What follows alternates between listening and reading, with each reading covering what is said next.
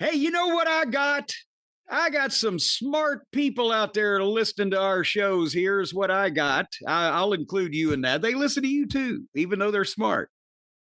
And do you know that when I was talking about having Black Beauty in the shop last week, as it had crossed 303,000 miles and was emitting a hot, burning stench and white smoke and Greg Smith tweeted me and said, Jim, it sounds like your calipers.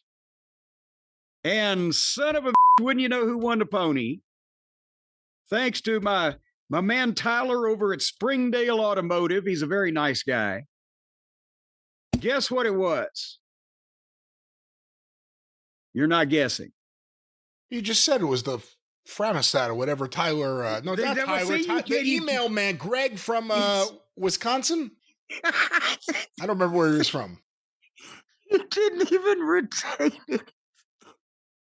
I just said it. Did I not just get there? The caliper. That's right. It was the calipers.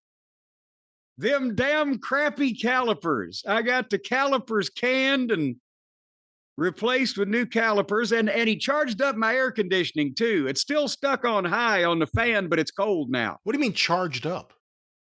Charged it up with the refrigerating stuff. Because it was just... The heat worked great in the wintertime, but the air was still hot in the summertime that it was blowing, but he recharged that. Did he do anything with the doors that won't open in that torture van of yours?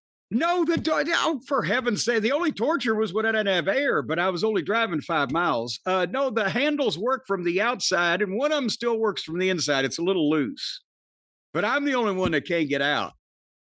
But I don't want to just be throwing money away frivolously. You got to go to the dealer for that and parts and all that shit.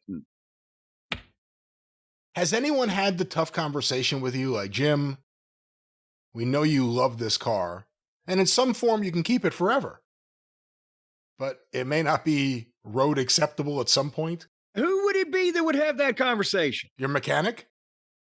No, they said it's a Ford truck, for God's sake. It's a goddamn symbol of American fucking pride and engineering. Ooh, I've started talking myself out of it. No, it's a durable piece of machinery. Just there's cosmetic, but it's old issues. It's old. Well, I told you I'm not going to be fiscally irresponsible. You say it's a Ford, like that makes it okay to be old. Why don't you drive a Model T then? Well, we are looking into the potential restoration of the Cadillac LaSalle. I forgot about that. But no, why am I going to spend the money that it would take to buy any acceptable used vehicle just to drive 35 miles a week? Or you could spend some of your hard-earned money and get yourself a gigantic, flashy for you car, something that really makes you feel like you're the cock of the walk or the highway, I guess. Spend some money, get something nice. There's plenty of cocks on the highway. Hey, listen, who cares if you put 2 miles on it a month? Just get something good. I don't want to attract any attention. Same as when I just go about my daily and weekly activities in any public place. I'm not trying to attract any attention. I don't want to be the truck anyone has ever seen. Spotlight. Yeah, you don't generate any attention. Who's that guy in the biggest car I've ever seen in my life? But it's black. It blends in. How's he going to park that thing? Where's he going to park that thing? I park at the back of the parking lots and I walk up so that I'm unmolested on all sides and I fold my mirrors in. When was the last time you parked the car on the street? Oh, Jesus Christ. I mean, this may be a really stupid question because I've never driven anything that big. You can't parallel park. Like, that's out of the question, correct? Oh, God damn it. If you're good enough, which I ain't, you can parallel park a goddamn truck fucking dragging a 18-foot trailer. And I see these various work people of various types of trades doing this all the time around the area. But I couldn't do that. But yes, you could parallel park a Ford Expedition. You could parallel park any drivable consumer vehicle pretty much, or any, I saw that fucking guy that brought the action figures.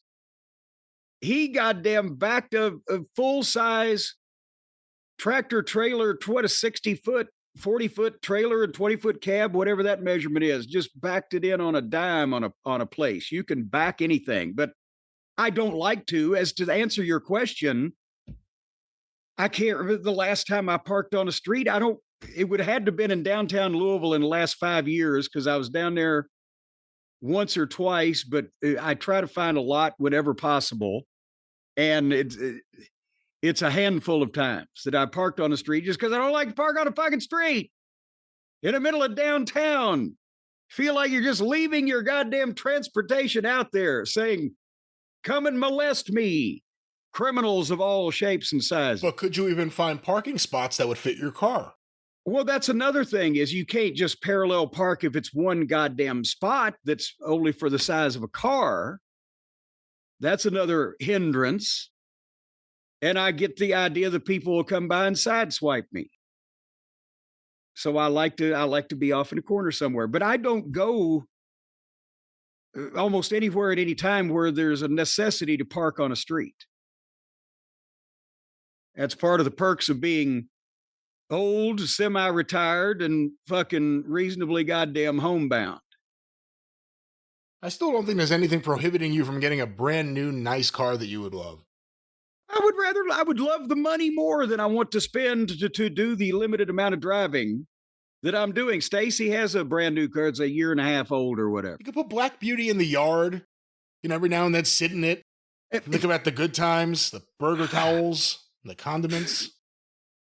There's ketchup and salt and pepper still in the goddamn from when? The Jesus. Thing, I guess it's a sunglass compartment up there, but I had it right above the rearview mirror where I could just pop the thing open and there comes the ketchup, the salt, and the pepper. So you keep in the sunglasses thing, that's where you keep the condiments? Well, it was easily accessible while I'm driving with my left hand and I don't wear sunglasses. They never just fly out. It comes down in a controlled manner so you can grab the specific thing you want. Well, it folds down and there's a little lip so you kind of reach up over it and you can feel the difference in the ketchup and the salt and pepper.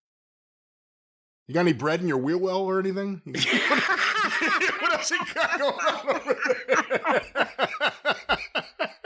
No, when the guy was changing my oil, he found a baked potato up on the engine wrapped in aluminum foil. But anyway, so thank you again, Tyler. You're my fellow if you're listening. I don't know he listens to the show. He's a wrestling fan, but I don't think he follows closely the various goings on of what's going on or what we're doing for that matter. He's got his own life over there.